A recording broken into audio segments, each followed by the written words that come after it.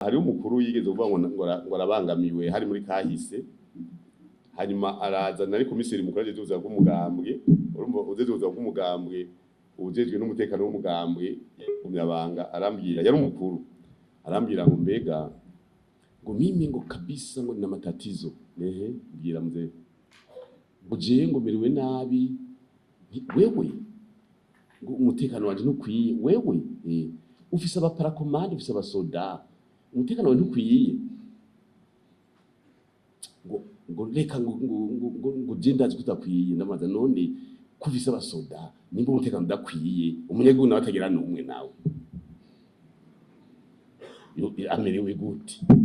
rero nk'ibi by'umutekano sindacumva nzokibaza sinzi ko byavuzwe nuko bitavuzwe rero ingorane nuko navuye kuri bwabo yamarezo sosio yiwanyu ajya yose sinjamo je navuze ni nk'umunyamanga mukuru sinzojayo kubera dufise duhere ku mutumba dufise abantu batandatu ku mutumba umugambi dufise abandi sinibuka igitigiri bajejwe komite turero Burundi bose n'abagumyabanga biwanyu dufise mu zone batandatu mi komine dufise ndwi mu ntara turafise abandi bantu ijana ku mutumba badufasha gushikana ubutumwa ku mutumba wose abo bose n'abampa makuru nico gituma ntaja kuri bya bindi ngo WhatsApp groupe ugasanga umuntu uze nka Renova akavuga ngo niwe administrateur wa groupe akaja ntwara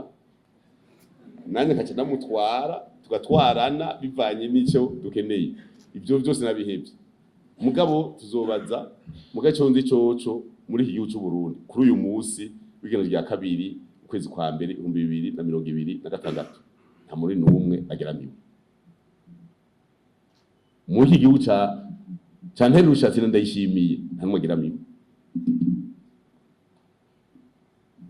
iki gihugu cy'ibirometero kwadrati 27 n'amajana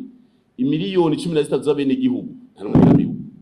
kuri uyu munsi wa kabiri nta numwe nico gituma iki nzogikurikirana mbaze neza agomba tumuha abapolisi nibageramiwe mugamwe garabafise none je gatsi ndatahura je uko meze rero ndakubaza none nimba wewe uvuze uti ndageramiwe ufise abapolisi ugomba haza bo mwijuru ugomba bahaza bamaje reka ndaza kukibaza sino cishura gose ntazi ibyo ari byo